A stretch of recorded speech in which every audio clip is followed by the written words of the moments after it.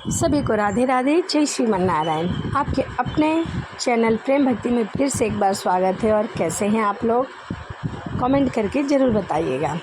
इसी के साथ आज हम सुनेंगे कामिका एकादशी व्रत की कथा। तो आइए मन में श्री नारायण का ध्यान करते हुए कथा को सुनते हैं। कुंती पुत्र धर्मराज युधिष्ठिर कहने लगे कि हे भगवान, आषाढ़ शुक्ल पक्ष देवशयनी एकादशी तथा चतुर्मास महात्म मैंने भली प्रकार से सुना। अब कृपया करके श्रावण कृष्ण एकादशी का क्या नाम है, सो कृपया करके बताइए। तभी श्री कृष्ण भगवान कहने लगे कि हे युधिष्ठिर, इस एकादशी की कथा एक समय स्वयं ब्रह्मा जी ने देवर्षि नारद जी से कही थी, वही मैं तुम्हें सुनाता हूँ। नारद जी ने ब्रह्मा जी से पूछा था कि हे पितामह, श्रावण मास के शुक्ल पक्ष की एकादशी की कथा सुनने की मेरी इच्छा है। इसका क्या नाम है, क्या विधि है, क्या महात्म है, सो कृपया करके कहिए। नारद जी के ऐसे वचन सुनकर ब्रह्मा जी, नारद, लोक के हित के लिए तुमने बहुत ही सुंदर प्रश्न किया है। श्रावण मास की कृष्ण एकादशी का नाम कामिका है। इसके सुनने मात्र से वाजपेय यज्ञ का फल मिलता है। इस दिन शंख चक्र गदाधारी भगवान विष्णु की पूजा करनी चाहिए, जिसके नाम श्रीधर, हरि, विष्णु, माधव, मधुसूदन हैं। उनकी पूजा करने से जो फल मिलता है सो सुनो। जो फल गंगा, काशी, नैमिषारण्य और पुष्कर स्नान से मिलता है, वही फल भगवान विष्णु के पूजा करने से मिलता है एकादशी के दिन।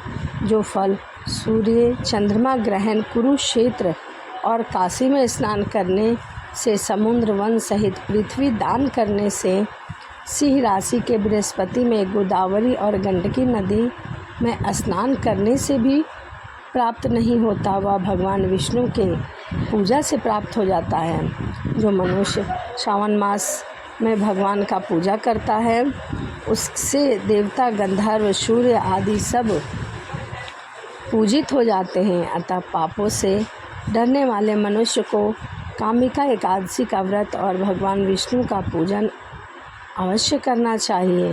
पाप रूपी कीचड़ में फंसे हुए और संसार रूपी समुद्र में डूबे हुए मनुष्य के लिए इस एकादशी का व्रत और भगवान विष्णु का पूजा अत्यंत आवश्यक है। इससे बढ़कर पापों के नाश का कोई उपाय नहीं है। यह सभी पापों को नाश करता है।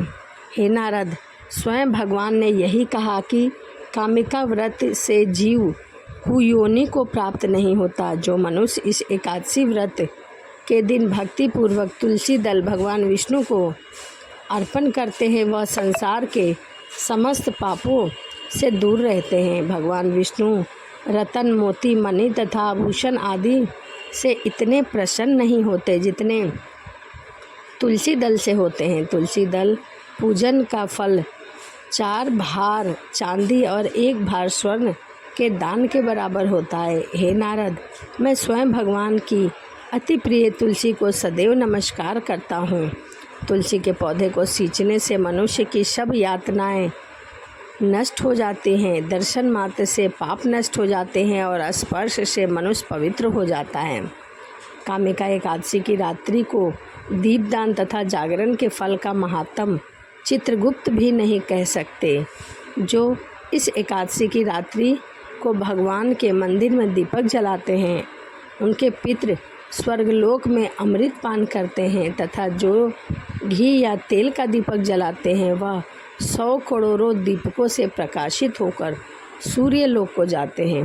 ब्रह्मा जी कहने लगे कि हे नारद, ब्रह्म हत्या, भ्रूण हत्या आदि पापों को नष्ट करने वाले इस कामिका एकादशी का व्रत मनुष्य को यत्न से करना चाहिए। कामिका एकादशी के व्रत का महात्म श्रद्धा से सुनने और पढ़ने वाले मनुष्य सभी पापों से मुक्त होकर भगवान विष्णु को लोक जाते हैं। तो यह कामिका एकादशी व्रत की कथा थी। कामिका एकादशी 21 जुलाई दिन सोमवार के दिन पड़ रही है।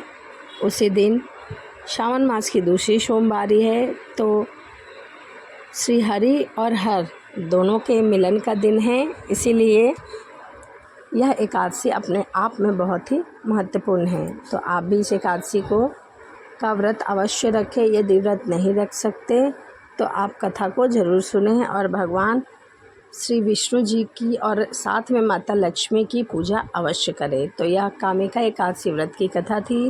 वीडियो आपको कैसी लगी कमेंट करके ज़रूर बताएं। इसी के साथ वीडियो यहीं समाप्त करते हैं और आपसे मिलते हैं अगली वीडियो में।